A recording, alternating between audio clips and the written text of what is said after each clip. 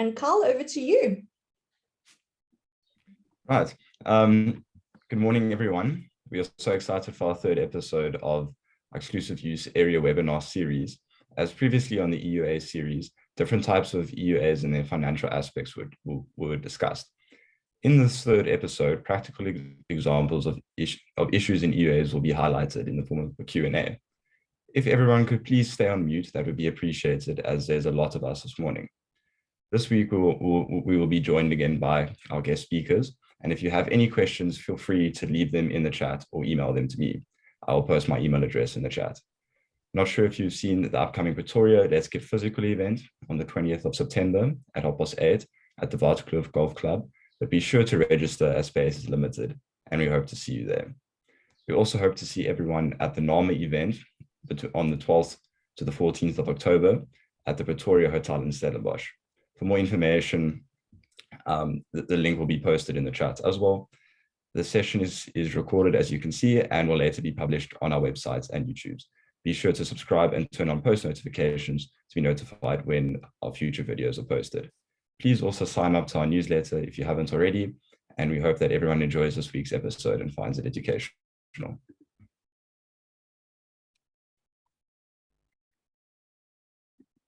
Great stuff. Thank you so much, Carl. And I think just before we get started and we hand over to the first poll, Mike, would you like to use the opportunity just to give the audience a little bit more information about the event on the 3rd? Yes, thank you very much, Zerlinda. So for those of you that are in Gauteng, on the 3rd of September, at the Definitive Conference Centre in Isandavale or Edenvale, I'm never quite sure whether it's Edenvale or Isandavale or both, but yes, you can register. Send me an email, mike@addsure.co.za, and I'll send you the invite. We've still got a good 40 seats available. We want to get up to 120. So yes, register if you're in Gauteng. It's going to be a good event, and we'll be finished in time for the rugby. We're having an early start, early finish. Thanks. Okay, Carl, over to you for the poll. Okay, so we have this picture here, somebody that we know, but we're not quite sure whether you'll be able to recognize them. So wrong poll there. Oh, wrong poll. We're quite interested to see if you can recognize the person on the right. We're just giving you some more time to think. Yeah. There we go.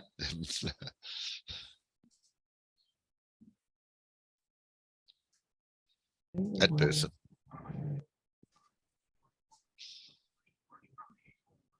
I think it's Zerlinda. I think so too.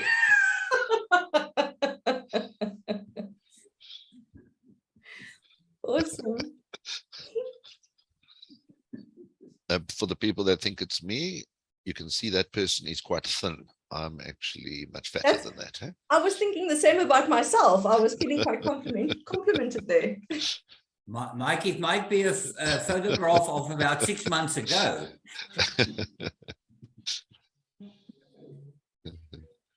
That's all very embarrassing.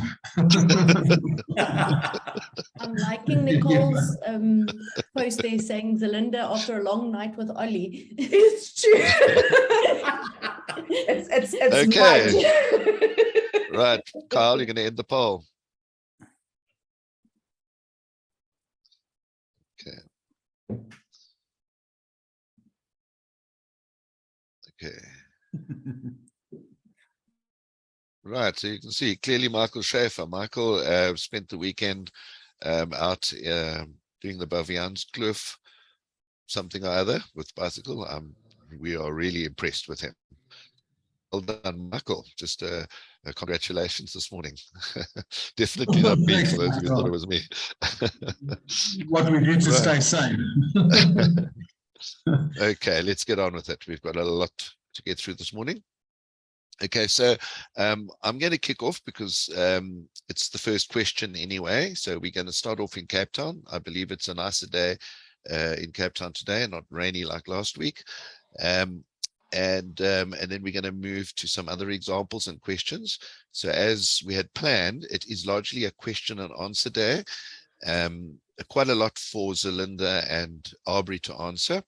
So I'll get my insurance questions out of the way first, the 2 insurance questions, and then I'll ask the questions to Abrie and Zerlinda as the delegates have actually asked. I've actually cut and paste the questions pretty much as they came in. We had 3 or 4 this morning, and I quickly rushed and added the last few. So I haven't even read them. I've basically cut and paste without properly reading them this morning. So we'll see how we go. Next week we are going to have episode 4. We decided this last night because of the number of questions, and some of the questions are more detailed answers, as Abrie pointed out. So we're going to deal with some of them, the process of remedying a body corporate more so next week. Okay, and any other things that we don't get finished. So we're not going to rush too much, but we are going to move as fast as we can. Okay, so with no further ado, we're back in Sea Point at our place, and we're back at our balcony, and we'll move away from this building. I'm sure we're all getting tired of looking at this building, but there was a question around the balcony. So CM, I haven't put your names, by the way, it's the questions, but I've put your initials so that we can kind of, you'll know that we've actually answering your question. In some cases, the same question has been asked in different ways. So I've just picked on 1 or 2 versions of it. Okay, and this CM asks, sizable enclosed terrace which will not obtain approval. Okay, which might be the case here.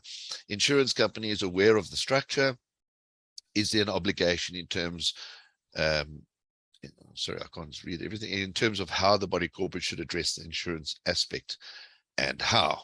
Okay, well, I was actually going to speak about this last week, so we can go ahead and chat about it. So in this particular case, as you will know, we've dealt with all of these EUAs that are properly registered or shown here on the sectional plan. And now we have been talking about creating a rule to bring the balcony on board, which would be covering 2 section garages. Okay, so I'm going to answer it like this. I'm going to give a long insurance answer. So the way to deal with it from an insurance point of view, you look at the rules, and the rule says that a body corporate must prepare for each annual general meeting schedules showing the estimates of the replacement value of the buildings and so on. So basically your schedule of replacement values that you prepare for your AGM, it actually, and I'm highlighting this, a lot of you know me, I drone on about this point, a body corporate must prepare for each annual general meeting schedules. Okay, so my age-old story, this is one just taken from an insurance policy, and there's a lot of dangers if you just take one from the insurance policy. So what most portfolio managers tend to do, obviously those that don't work with Addsure so much, you tend to go and quickly before the AGM, go find the policy, look for the page where the insurance company has an endorsement of the schedule. And remember, it's a past schedule that's really there. It's photocopied or scanned, and then it's sent out with the notice, fraught with a whole lot of problems. Okay, because remember, very often the insurance company, especially a company who's just been sent the sum insured, they will by default just actually divide everything out by the PQ, and then anything that you've added to the policy, they'll slap onto the additional sums column. And all the other problems that come with it. I mean, some of them put all the names of the owners in, and I think that's a very bad idea these days, or even the banks. You don't want to show the bonds and all the owners' names on a schedule, because, I mean, there could be somebody famous there. There could be somebody who's sensitive to be, you don't want everybody in town to know necessarily who owns a particular property. And then, of course, it gets divided out according to the PQ, and a garage, a section garage, even in this case, and this is a good live case because I've actually seen the valuation. So the valuation for this particular building that we've been using, if you look here, the valuer, David Hewitt. I don't know if he's with us this morning. He's an excellent valuer in Cape Town. He's one of our benchmark valuers. In other words, if somebody wants the standard of evaluation, I've always looked at David's as like the industry template, you could say. And here he's valued the sections for 15,000 Rand a square meter, and the garages at 4,000 Rand a square meter. So you can already see the problem if you've just divided everything by the PQ. So what we tend to do is to take the schedule of replacement values and do as the rule says. In other words, actually prepare one, get the valuation and set it out. Bring the sections in at there. Well, now it's a whole year's gone by, so it's escalated from 15,000 a square to 16. And then your garage sections also escalated at a completely different amount so that your sums insured are actually shown correctly. Now, what's this got to do with EUAs? Well, a lot, because the incorrect way of doing it, if you go, I'm going to go back to that slide, is you see that 150,000 Rand. There's our EUA that we've actually put in, but it's put in incorrectly. If you put the EUA in as an addition, you're actually including that EUA value as an addition to the total unit sum total. So whereas an EUA area or the parts of the EUA with all of its improvements are not an addition, they're actually part of common property. Does that make sense to you? So you see, we put the 150,000 Rand up here in a column we note it. It's all noted on the policy, everything. It doesn't get lost, but we list it as an EUA wooden deck, 150,000. And then then section number 14 won't be overvalued by an extra 150,000, and all the other owners don't lose out on the participation quota share in that. Okay, the recovery is made through the EUA contribution. The other thing that goes wrong is if you've actually done that incorrectly and added the EUA in the additional sums column, you'll be collecting or you'll receive a debit advice for an extra insurance recovery, whereas you've already recovered it in the EUA contribution, most likely, if you're in fact doing it. According to our poll, everybody was trying to do it. So yeah, you could be double recovering from that poor EUA owner. Okay, so just to compare the wrong way of doing it, the top one, and what we think is the correct way, it can have, even in a small situation like this, doing it wrong can have a huge incorrect impact. You could be issuing an insurance certificate for section 1 for 1.6 million if you're confirming insurance to a bank or something, whereas you should be confirming 1.7 million. So the point is, do your schedules properly, have your broker help you with it so that you can get the EUA section right. Okay, so the bottom line is EUAs, no, they're not additional sums. They need to be added in the top column. Okay, so I'm going to move very quickly on to the next insurance question. How does one go about creating an EUA for solar panels on a roof? Now we're going to go, as Abrie said, we're going to go into this question a little bit more detail next week on how to create the EUAs and the processes to follow. Zerlinda has got quite a lot to say about that, I think. But I'm just dealing with the insurance part here.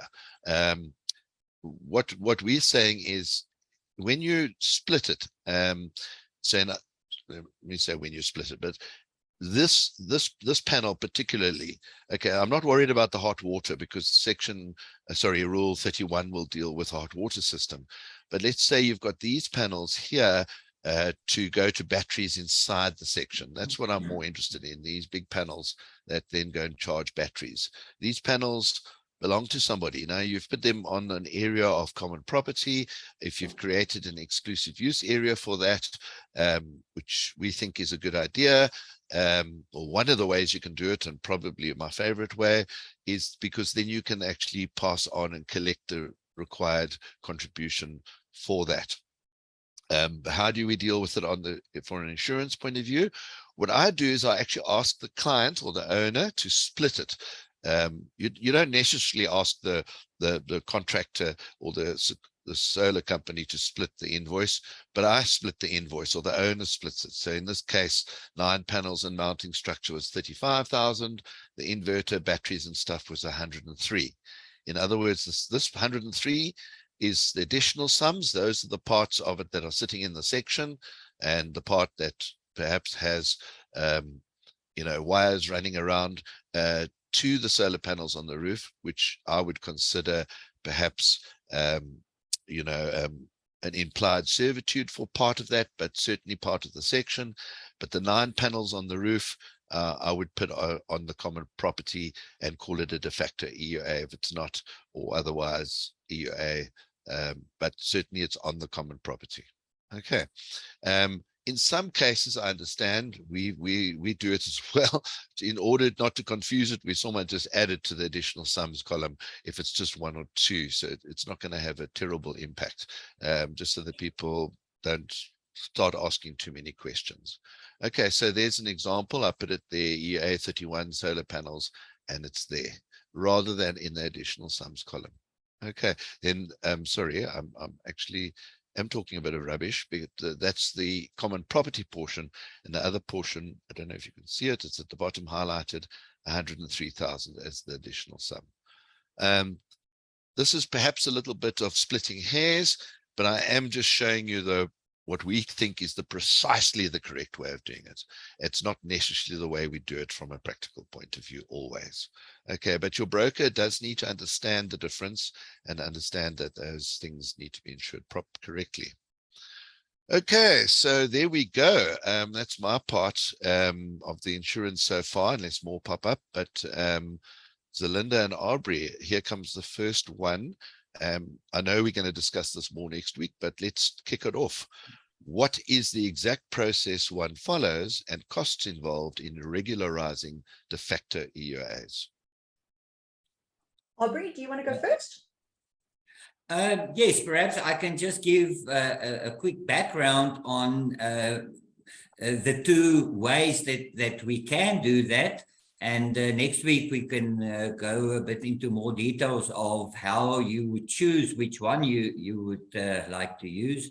I think 90% or 95% of existing complexes that want to create exclusive use areas will go the route of creating it in the rules. And the requirement for that to start off is to have a plan indicating the areas that will be declared exclusive use areas. And therefore, what we do when we get the request is we survey the areas, and it is added on a plan. The idea is that even if the whole complex is destroyed for any reason, it must still be possible to allocate those areas again. And therefore, the plan needs to be up to scale, and it needs to have dimensions and the square meterage of the area. And of course, it must be in a way that a normal person can understand it. So we would normally use a color.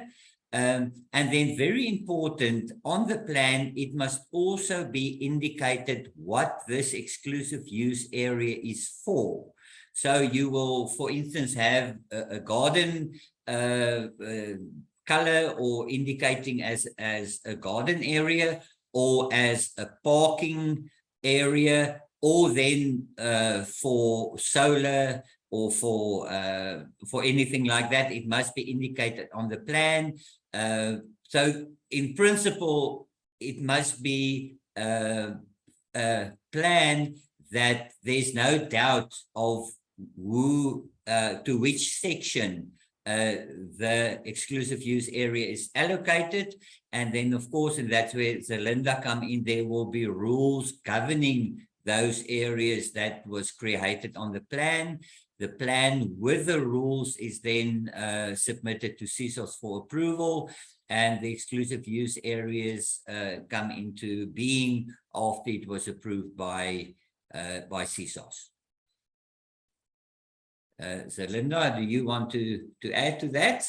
Yeah, interestingly, and we'll get more in depth next week, like you mentioned, Abrie, but interestingly, and Nicole Nell and Nicole Tavares can nudge me if I'm incorrect here, but as far as my memory serves, we have not yet been told by CSOS that they will not accept an exclusive use area conduct or management rule if that layout plan and schedule of allocation is not attached, which is not the ideal way for things to be done. And we have dealt with conduct and management rules where they have not been attached. We always do advise our clients to attach them before they file them with the Community Schemes Ombud Service. But the once or twice that they have not been attached, the Community Scheme Ombud Service hasn't actually picked that up. I don't know if anybody on the call has had any different experience with them, or if the Nicoles have had any different experience with them, which was quite interesting.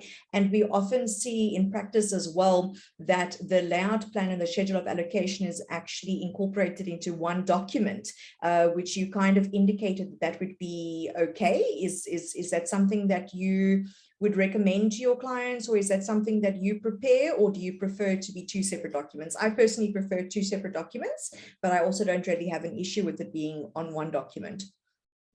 Well, yes, as I said, we only deal with the plan, and the plan obviously indicate all the exclusive use areas in the scheme on one plan. So that's where our involvement in the process. So I can't really comment on how it should be taken further. Okay.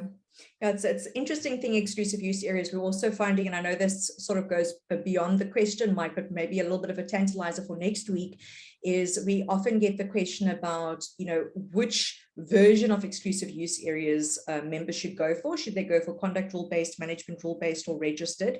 And it really all depends on what level of resolution that they'll be able to achieve. Are they going to be able to get a quorum for unanimous resolution for management rules or registered? And ultimately, you are a lot more protected with the Community Scheme Ombud Service when it comes to exclusive use areas than you ever were before, because you are able to make an application for an order that you reasonably require exclusive use. So it is more difficult for somebody to take away that exclusive use right away from you. And I've always found it very interesting, Abrie, and this is your neck of the woods, that you need a unanimous resolution to register an exclusive use area, but you only need a special resolution to cancel it. It's always been one of those really funny things for me. So in my opinion, it doesn't matter really if it's a conduct rule, a management rule, or registered. Of course, the biggest difference comes in between the rule-based and the registered when you're dealing with a personal right versus a real right, and the ability to sell and to bond and all those fun things.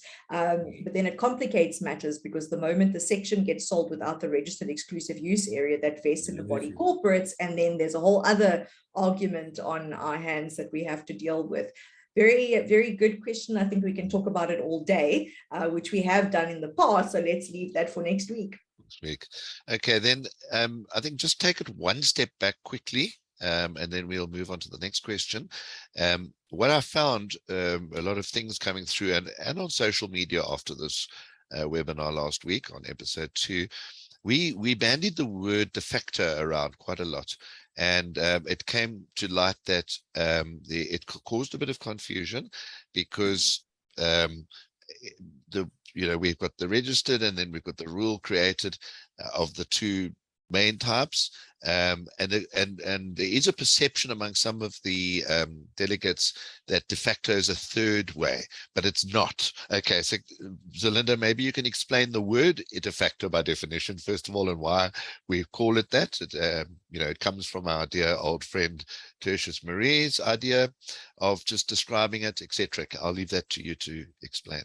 Okay, it's almost like the great pretender. For any vegetarians amongst us, we know that if we want a nice hamburger, we go for that lovely vegan option of the pretender. So it's as though it was, but it is not.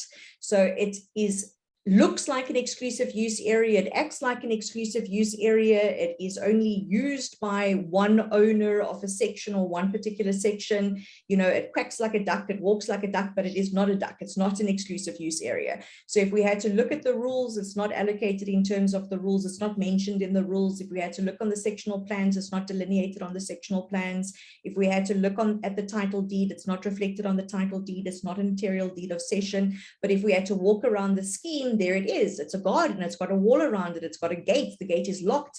Only the owner of that ground floor apartment, you know, buys in it or whatever it might be. It's there. You know, let's have a look. There we go. There it is. There's the garden. There's the wall. There it is. That is a de facto exclusive use area. But if we had to look perhaps at the sectional plans of the scheme, that area would be denoted as an area of common property. If we had to look at the rules of the body corporate, it would either be spoken about as common property gardens, or it wouldn't even be mentioned.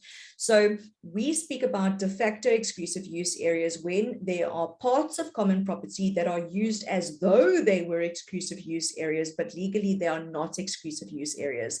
That does not afford any rights, but it most certainly gives any applicant owner that wishes to go the route of the community scheme ombud service that ability to say, I reasonably require exclusive use rights.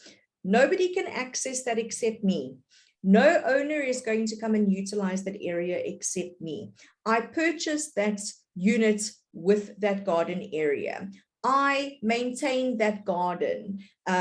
Nobody else can, I said access it, whatever it might be. You know, it's got a swimming pool in it that nobody else can use. Perhaps I've been contributing towards it, or I've been paying the body corporate's compensation or a rental amount.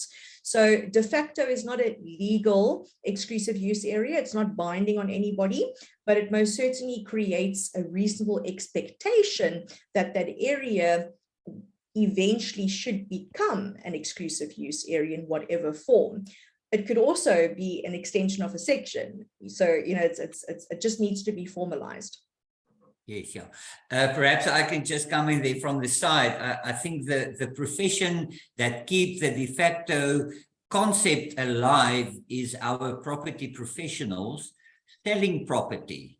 Because whenever we deal with exclusive use areas, owners will tell us the estate agent told us, this is my garden, this is my courtyard, this is my lapa, this is my carport. And of course, that perception stays with the owner, and it's very difficult to convince them of the reality that it is a de facto situation and that there's no legal backing for that. So if we can do some more training with in the property practice with the property practitioners, we might be able to get rid of the concept that I think should not really be bandied around too often, because it really just creates the misperception that it is an exclusive use area. Okay, no, thank you, Abrie. And then this is an example, and why I'm mentioning it is it's very typical on the West Rand. So you have a full-on, and that's the same picture that Zerlinda pointed out, same complex, and everybody has got a walled, everybody's got a walled garden. The problem really comes in when they start popping swimming pools in. And who now is responsible for that swimming pool? There's no formal, there's no rule pertaining to that. There's just some loose agreement, and that's where the problem comes in. So we're going to go drilling into this next week. I've asked Abrie the next example as well. I'm just going to show you to give you to whet your appetite a little bit for next week, and then Abrie will probably go into it a little bit more. What we found is coming through, or what we feel is coming through with the questions is, okay, we've got the situation like you're looking at the moment, but what now? How do we deal with it? What's it going to cost? What's my first step? Who should I contact as a first step, etc.? Not an insurance issue at all. I'm just mentioning the questions. Abrie and Zerlinda are here, and they're going to take us through that next week. Okay, right. So moving on.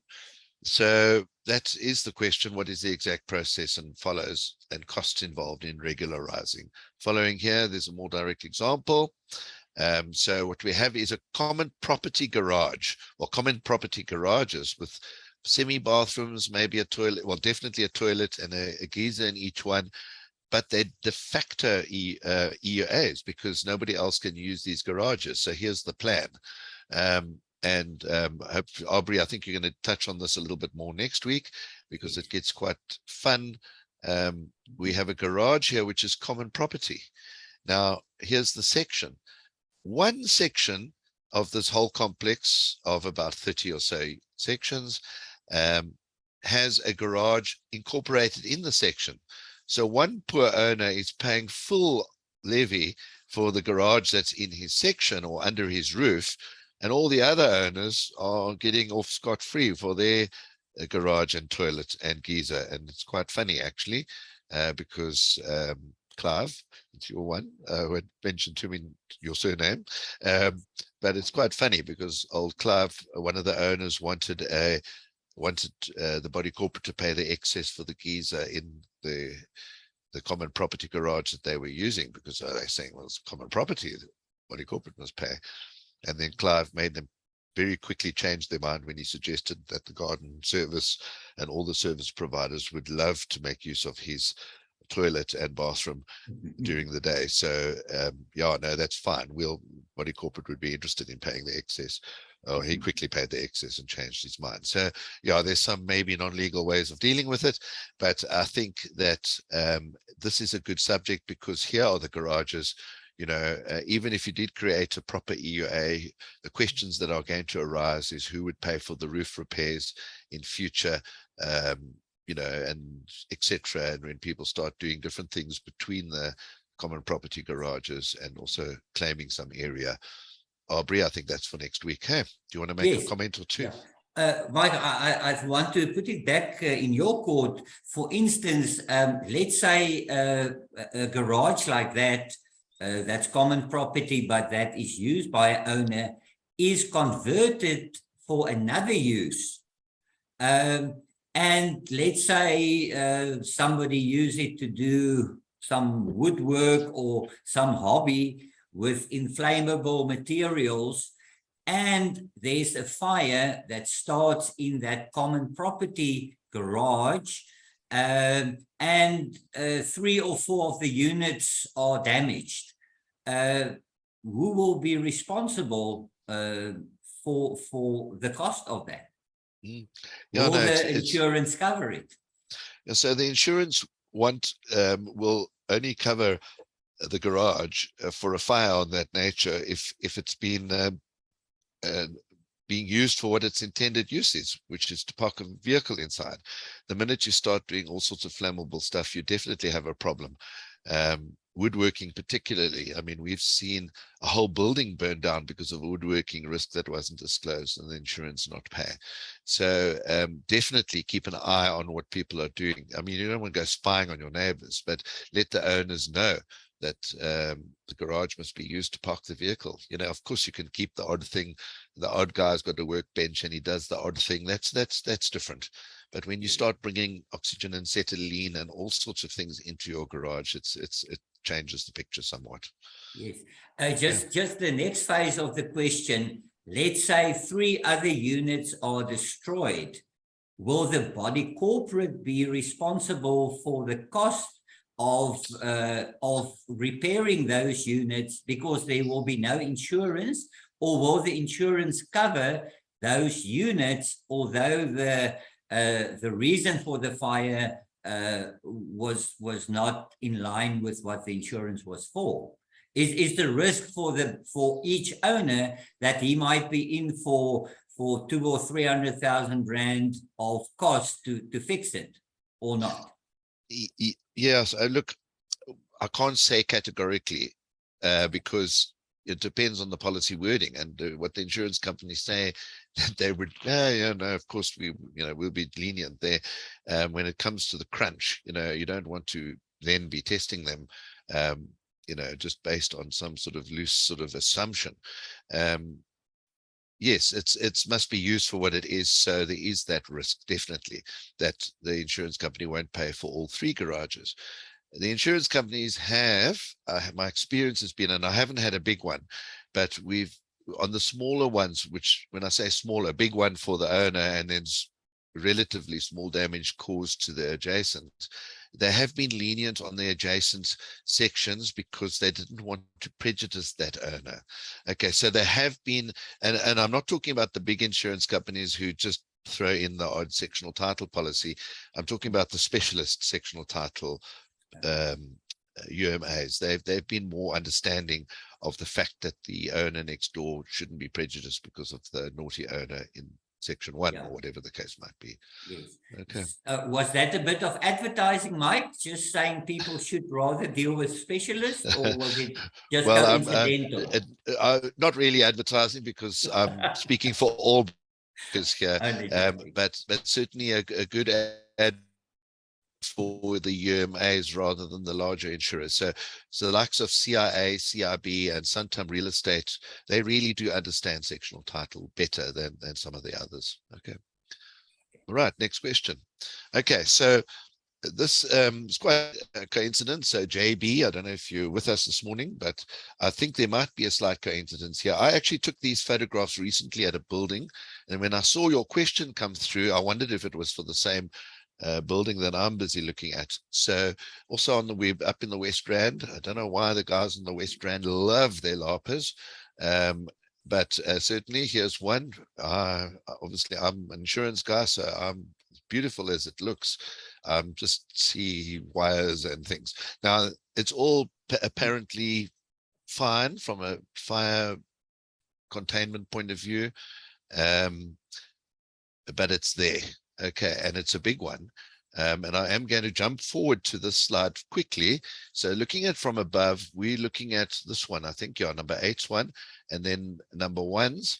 The insurance companies are not too concerned as long as we tell them about it, and then all the fire retardant stuff has been done and it's all compliant. But here, it's very close to the wall. Okay, it's not like, I think 4.5 meters, Abrie, I think you said 4.5 meters a few weeks ago, but this one is almost touching, and I've gone and I've measured this one. So yeah, I'm going to let Abrie comment on this. And the question is it necessary to get plans for a thatch LARPer? It's there, so it's there already. So must the body corporate now go and get plans sorted out, because it's actually in a EUA. I think it might even be de facto. Will the body corporate's plans need updating? If not. Okay. Thanks, Mike. Yeah, it's a fairly standard question that we get, and we can just go back a bit to the 3 types of plans, because we must not be confused between ownership and then national building regulations and the town planning scheme.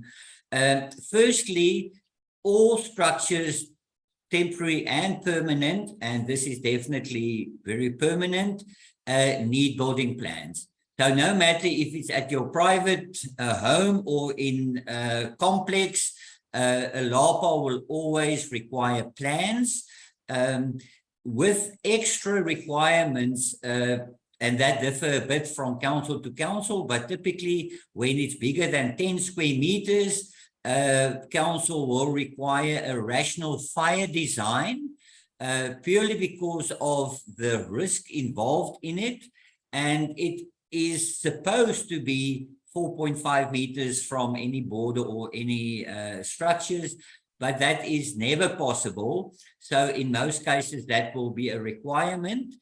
So that's as far as the building plan is concerned. As far as the requirement of coverage in a complex, as we said in the town planning scheme, there will be a maximum amount of covered area on the total property of the complex, typically 30% or something like that, and that will be in the zoning certificate.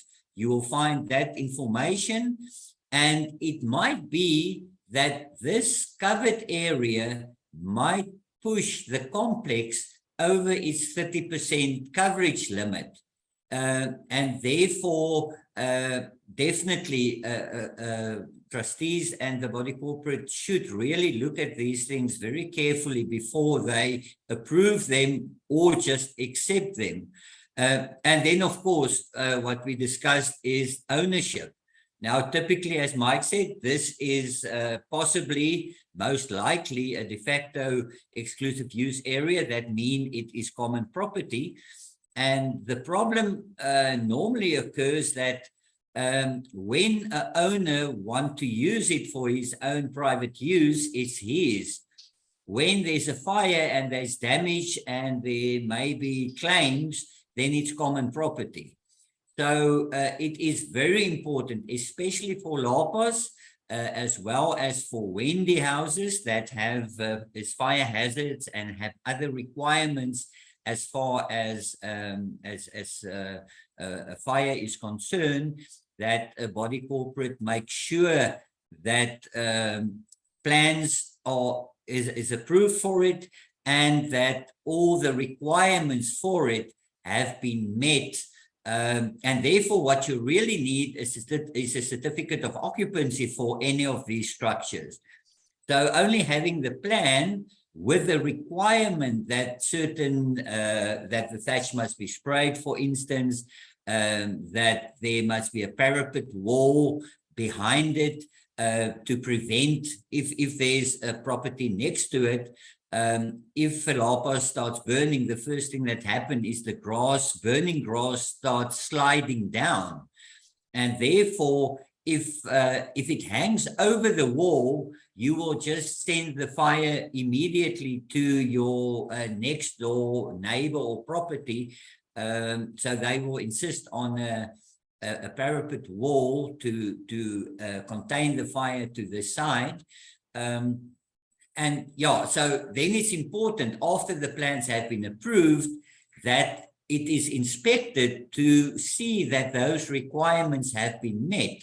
Because as we said, a building plan just indicates to council what you plan to build. It's no indication of what was built eventually.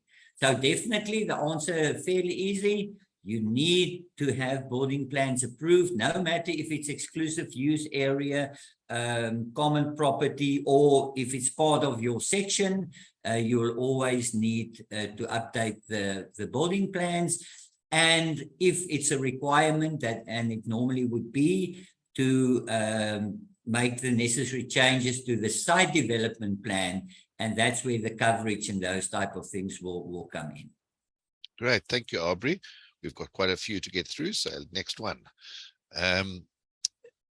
Okay, so I'm going to be tired of looking at the picture, but the question came out from last week. If the structure is existing upon sale of the property and no heritage approval or plan exists for the structure, should this be corrected before the sale can take place? It's a probably I don't know if you want to first have a go at it, and then I can just add to it perhaps. Okay, so there's a sale now and the structure is there. Must there be must it be corrected before the sale, before the transfer can take place?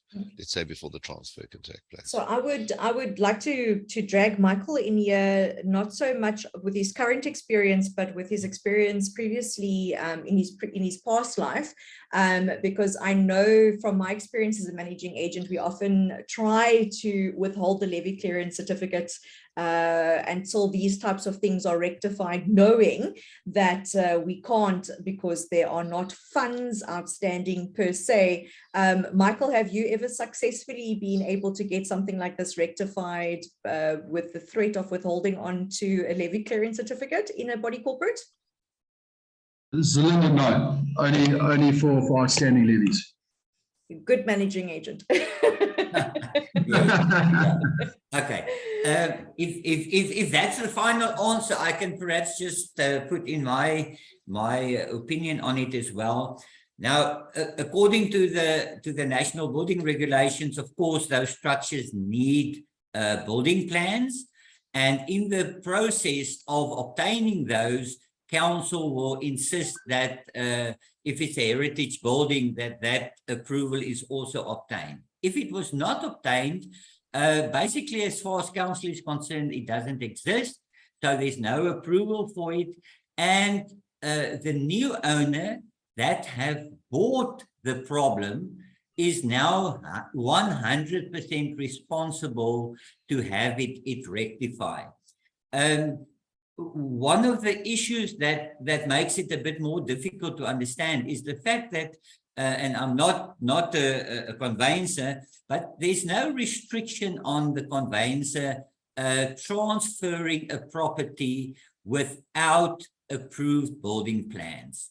So it is technically possible to do that. The problem is that for the new owner, it is illegal to move into the property without approved building plans and a certificate of occupancy. And that's for the safety of the owner. But once the transfer takes place, the new owner have full responsibility for anything that ever was done on that property. And therefore, we are very, for a long time already, trying to educate buyers to never ever buy a property without approved building plans and the certificate of occupancy for all structures. Because it can, I mean, if this, for instance, the example we use, if that deck had to be removed, and the possibilities are there that you will not get approval for that, the value of that unit is going to come down by quite a substantial amount. And that cost or that loss is for the owner. And he might try to go back to the previous owner, but we haven't seen that there was lots of success with those type of things. And the cost is often more than one can try to get from the previous owner. So the answer is, it is the responsibility of the owner to fix it. Again, we sit with the problem that this is common property. So technically, it is the problem of the body corporate to have it fixed. And I discussed it with Mike last night.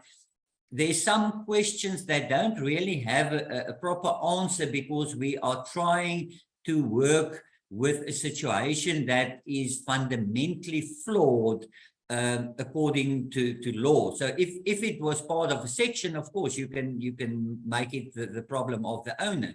But in this case, it's a gray area how you're going to go about it, but that you need plans and that the existing owner bought the problem, that is a given.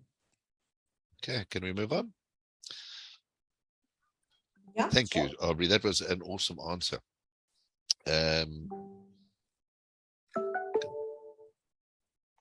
we go.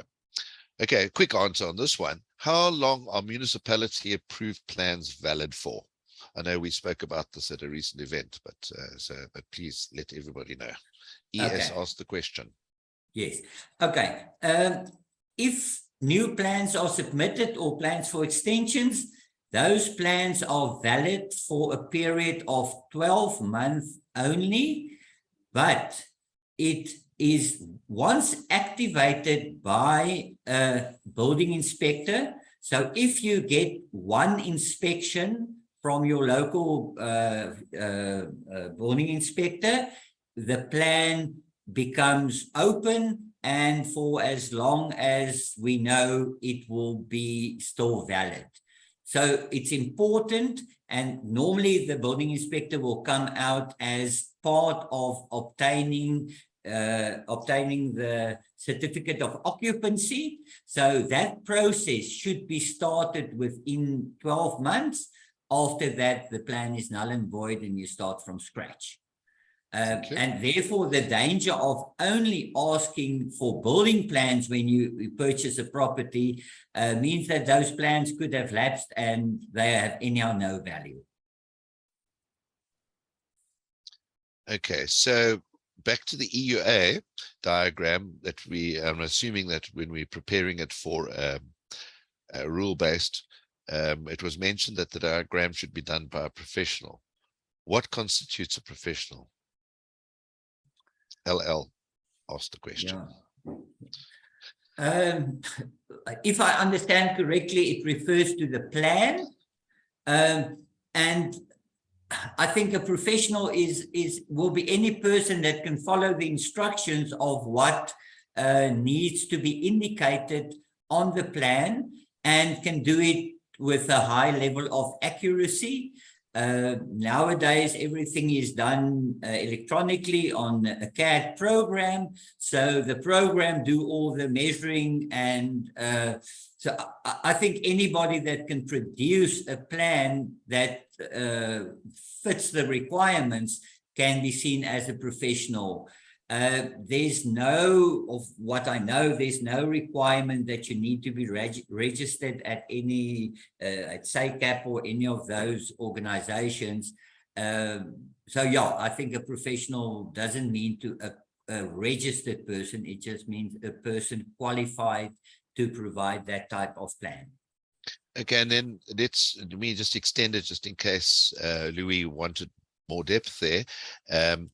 If we're just talking about creating a rule based, and we've A, B, C, D, you know, there's the garden, and he takes a photocopy of the existing, you know, block plan and draws in A, B, C, D. You know, would an architect like yourself need to do it, or could Joe Bloggs do it? Yeah, no, I don't think there's any requirement as far as being an architect or anything like that. Perhaps he's also inquiring about when it is registered on the plans, and for that, of course, you need a land surveyor that have an extra qualification in sectional title.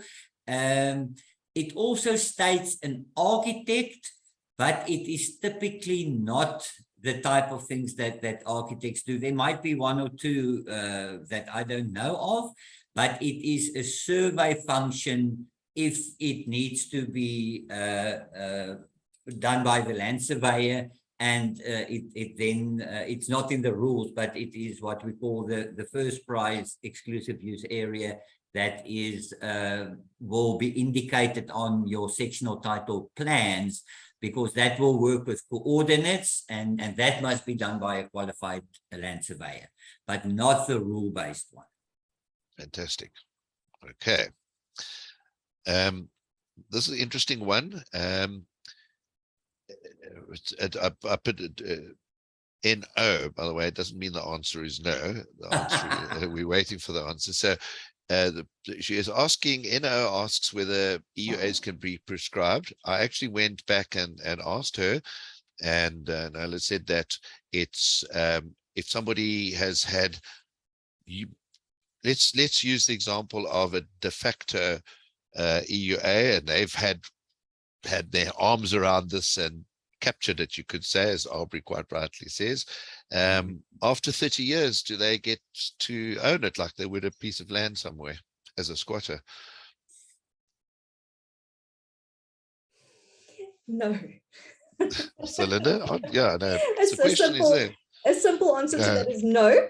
But like I mentioned earlier, when we deal with the community schemes on-bid service now, you are able to make an application that you reasonably require exclusive use, and something along the lines of, oh, you know, I've been using this part of common property for the last 31 years would indicate that you reasonably require it. But simply using it for 31 years does not. It doesn't. Okay, good. Zerlinda, perhaps I can just ask you, will that request still require a resolution from the body corporate? Because if only one person apply, you're not going to get the support for the resolution. So it anyhow doesn't make sense to do it for one owner. But if it's only one owner that wants to do it and is prepared to pay for the cost, and the body corporate say, listen, no, we're not going to spend money now on creating exclusive use areas, will that just be a no for that one owner? So the applicant owner does still have to try to get the members' consent, and the easiest way would be the special resolution for the creation in terms of the conduct rules. And if they are not successful, they'd be able to make an application to the Community Schemes Ombuds Service for whatever reason, either directly if they're not able to get the special resolution. Alternatively, they could go the route of an application for dispute resolution because the opposition is unreasonable or the meeting was invalid or something along those lines. Not obtaining quorum, unfortunately, is a difficult one. Luckily, the special resolution route only needs a 33.3% quorum, and if you don't have that at the first meeting, you can obtain it at the second meeting if that meeting has been adjourned. Whereas the unanimous resolution route, unfortunately, you always need that elevated quorum, and that's the trickiest part we find. And the Community Scheme Ombuds Service believes that it is possible to obtain that quorum, so they will not entertain an application if a quorum is not obtained. So we always recommend simply going the conduct rule exclusive use area creation route. Okay, and that owner will obviously be liable for all costs to change the rules as well as to get the plan required. And the calling of the special general meeting, the sending of the notice via prepaid registered mail, unless, of course, the body corporate wants to call a special general meeting for any other purpose. So let's say, for example, they want to amend the conduct rules holistically, or they're wanting to call an annual general meeting and they just so happen to piggyback on the annual general meeting notice. You can come to some type of resolution. Okay, great. I think this is a short answer for you, Zerlinda. Abrie and I actually discussed this last night. If there is an attempt to regularize exclusive use, okay, so there are schools of thought about whether or not prescription applies or not. Now, if you want to regularize exclusive use area contributions, you're either going to do it in terms of the conduct rules, the management rules, or you're going to register it. And technically speaking, if you do it in terms of the conduct rules, the management rules, those exclusive use areas are only valid once the Community Scheme Ombuds Service has issued the certificate of approval of those rules, and the registered exclusive use areas are only valid as of the registration of the sectional plans, the amending sectional plans creating those exclusive use areas and registration thereof. So the exclusive use area contributions technically are only applicable as from that time. Sorry for the doggy growling in the background. If you are able to reach an agreement, perhaps there is argument that because a particular owner or group of owners have been able to use that area of common property as though it was an exclusive use area, and that's where the de facto exclusive use area comes in, you are able to enter an agreement as part of that special resolution or unanimous resolution to formalize it, where a contribution or backdated contribution for whatever period of time can be agreed upon.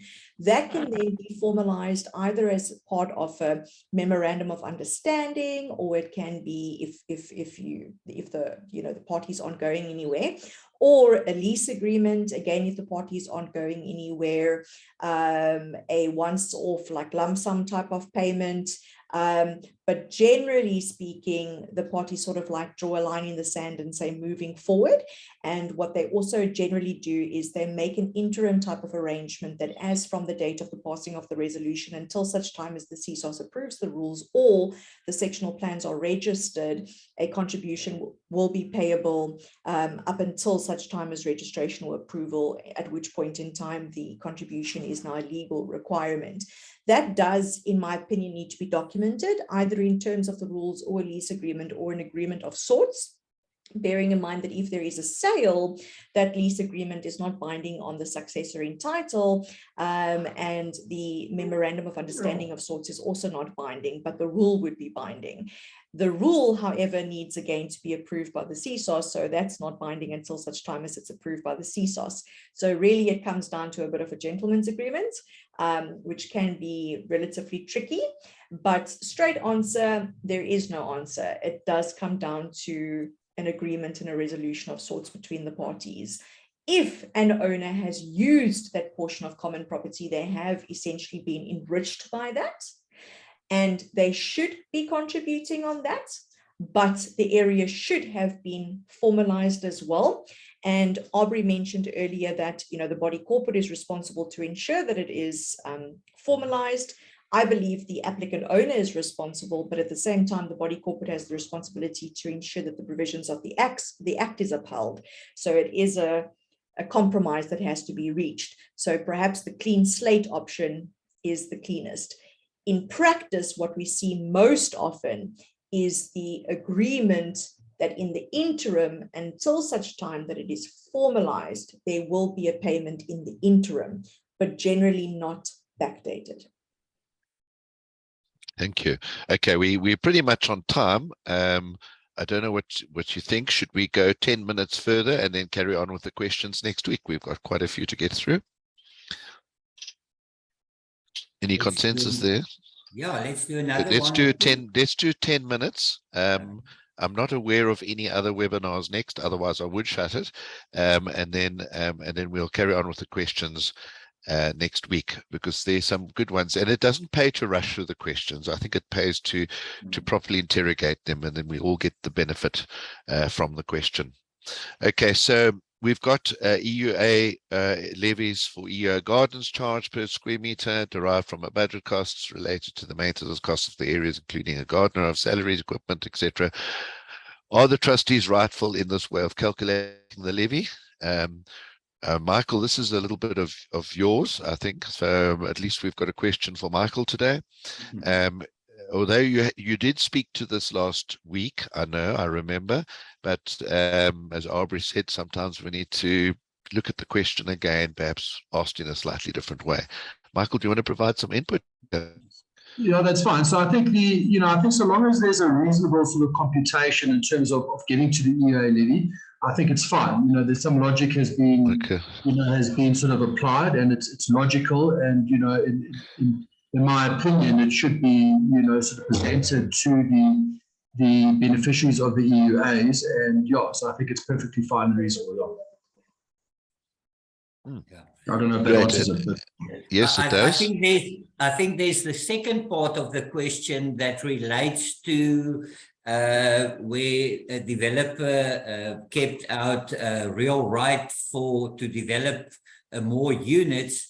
If I read it correctly, the question is also, can you charge a levy for the developer that still keep those rights out, and in the meantime it is still common property basically, or can it be seen as an exclusive use area where there's real rights that is still to be developed in future?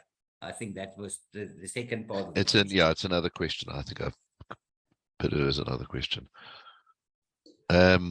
Zerlinda and Michael, so where there's a real right, those 10, 20-year things, can you charge the developer? Bottom line question.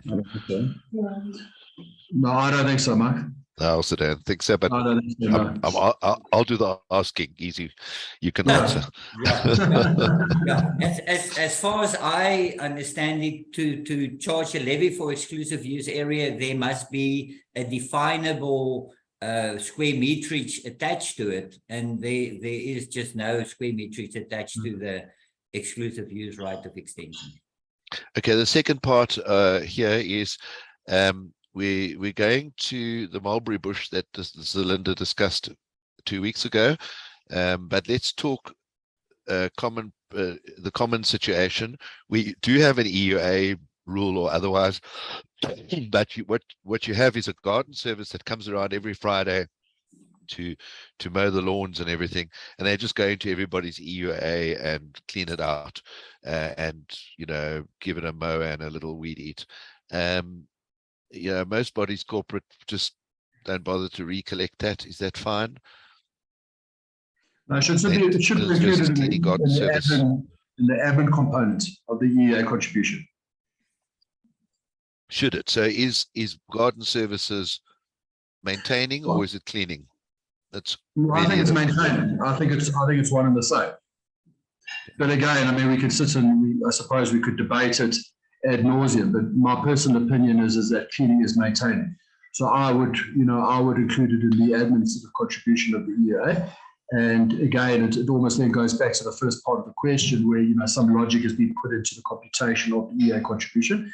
And again, I think it's important to to, be transparent at the budget meeting and give your reasons, rationale. And I think most people, are kind of reasonable and buy into it, provided there is logic and it's fair. Yeah. Okay. Zerlinda, perhaps just my little understanding of the legal situation is that the garden services is not allowed to enter the exclusive use area if it's not in the rules or there's any other specific condition in it. Am I correct? Well, the keeping it clean and neat, in my opinion, would include the garden services, and that would be the owner's responsibility. So unless the owners have agreed that the body corporate assume that responsibility, or the owners have opted in for that garden service to also, or rather for them to also use the garden service and perhaps pay the garden service directly, then yes, you're quite right, they shouldn't be entering it. But this is where exclusive use areas are so messy, because generally, it is cheaper the more work a garden service is going to do in the scheme. So it's actually cheaper for the body corporate as a whole for the garden service to actually do the exclusive use areas. The body corporate will then hopefully recover those costs from the holder of the exclusive use area, even though it's considered to be a cleaning expense. But it gets a bit tricky. Most of the schemes that we deal with, when there is a garden service, the garden service does go into the exclusive use area, but then you get the difficulty of, the garden is locked because there's a doggy and the doggy is not inside and it hasn't been arranged and the day is wrong and all sorts of nonsense. So there's nothing clean about it. But yes, technically, legally, you're correct, Abrie. Okay. Should that not be part of the rules then, that is excluded, or that is included in the fact that is always supposed to? Is that the type of rule that you would normally put into a set of rules? You can definitely put it into rules. The only thing with putting something like garden services into rules is that it's a provision or a service to the body corporate that it might not always have. And now you've built it into the conduct rules almost for perpetuity, whereas it's not something that might always be there, but that would be the safest and cleanest way to go about it. And interestingly, Section 3 that deals with the contributions of exclusive use areas does provide that if there is any additional contributions, or the way in which those contributions are calculated, it must be provided in the rules. So you are right, it does need to be in the rules. Okay, just a matter from a practical point of view, obviously, I do believe in, having been on that part myself on a few areas, a few bodies corporate myself, it's really impossible to have all different contractors coming in and out, just now. And from an insurance point of view, somebody's weed eater kicks up a stone and it hits somebody's window, you would think that the body corporate, if they're in charge of it, of the cleaning, that's why I tend to lean towards Michael's thinking, because it's more practical.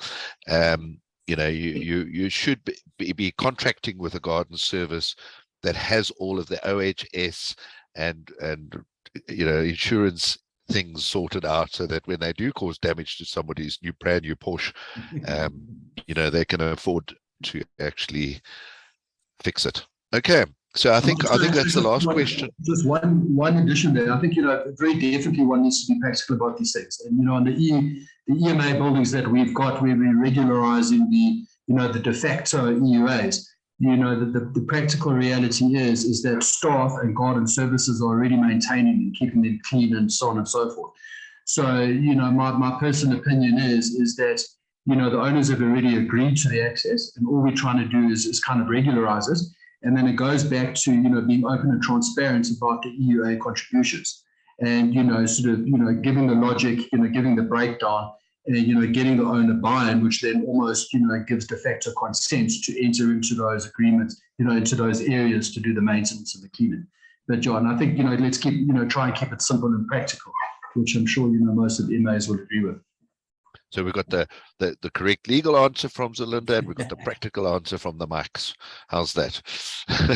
All right. So I think we are good 10 minutes over now. So I'm going to go to we've got lots of juicy questions for next week then. I was hoping to get to them, especially this one, but we won't go there now.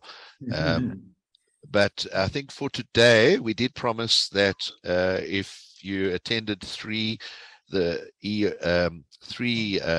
sessions, that somebody would have a lucky draw. And so Carl is busy doing a random check there. He was looking at the list and he's going to pick on somebody. And then next week, we are definitely going to have episode 4, so we can get to the real juicy questions. If you thought today's questions were interesting, wait for next week. And then Abrie, we got to give you a lot of time to explain the process, because you've got a lot to tell us there. So yeah, I'm looking forward to next week, because I can sit back and after the few questions I dealt with, I can learn myself. So thank you. Carl, over to you. Do you want to do the draw? Yeah, right. I've already selected someone. The person is Judy Fulyon. Who? Judy? Fulyon. Judy Fulyon. Okay, so congratulations, Judy. Do you have Judy's details on record? Obviously, you do have the email and so forth. Yeah. But Judy, just in case, can you just resend your details to Carl? Admin at tvdmconsultants.com. I'll post the email address again. Okay, the and then but otherwise just get hold of Judy, and then Judy can get a book on. So just on that, so Shirley Bailey, I saw last night, had sent out a notice. This is a great product. Everybody knows what it is, so I'm not going to go into too much detail. We all use the book. Here's my tatty one with all of its bits of paper on it. It's a must-have on your desk, especially EUAs. Exclusive use area, you go to it. It's even got implied servitude, Zerlinda, in here, so I was able to go and find it. Because the STA, the Sectional Titles Act that everybody seems to think is repealed, is still there, and all the bits and bobs that are relevant are still in Shirley's book, so it's really helpful. The book is 1,600 Rand a pop, I think, so very nice prize to win. And Shirley's having a spring special. I think there's a bit of a discount, so get hold of Shirley Bailey. I don't have Shirley's details here. I should have sent them, but if you want to get hold of Shirley, I think you know how to get hold of her, or otherwise contact either one of us and we'll refer you on to Shirley. Okay, so there we go. Zerlinda, on the final note, I think I'll let you do the closing today. Fantastic. Thank you so much, everybody, for attending. So a couple of events coming up. Don't forget, next week, just a reminder of the 4th and final exclusive use area webinar series. We will not be having a 5th one because we have got a jam-packed September and a jam-packed October, and then it's all just downhill from there until the end of the year. Please do join the guys in Johannesburg for the Pearls of Wisdom seminar. The big plan, Mike and Michael, was for Matt and I to jump in a plane and come and surprise you on the day and join. But please do. We just weren't able to make it work, unfortunately. So too many trips planned, unfortunately. But we will definitely be there for the Pretoria event on the 20th of September. We're super excited about it. Nicole, Nell, and Kyle will be joining me. So we're very excited about that one. I said it 3 times. So yes, we're very excited. And then on the 22nd of September, we've got our September webinar. And yeah, the year is drawing to a close very, very quickly. Carla's got a couple of surveys running at the moment, one just to help us with our newsletter and our webinars. If you've seen that on our website and social media, take a look. And then, of course, a poll running on the Facebook Living in South Africa group as well, asking the question of whether or not your scheme is managed by a managing agent, or if it's self-administered or self-managed. If you're interested in partaking in that one, that's just for our record books, just out of interest. If you're wanting to contact us for registration or link for the next webinar, contact Carl at info@tvdmconsultants.com. Judy, congratulations on winning that very, very valuable prize. And until next week, please do take care and have a look at our website for a copy of the recording. And I see Shirley has pasted the details of her her contact details rather in the chat function as well. So gents, thank you so much for joining us again today. Ladies and Just gentlemen, just one thing. Sorry, it was just pointed out to me. Thank you, Louis, for sending me a quick WhatsApp there. I mistakenly put the 30th of August. It's actually, apparently that's Tuesday. I haven't even checked whether Louis is pulling my leg or not, but it's the 31st of August is in fact next Wednesday. 31st. Okay, so just take note that I've incorrectly put the 30th of August there. It's the 31st. 31st Thank you. August, definitely. Awesome. Thank you very much. Thank you so much, everyone. Keep well. Have a lovely Thank you. Bye. Thank you.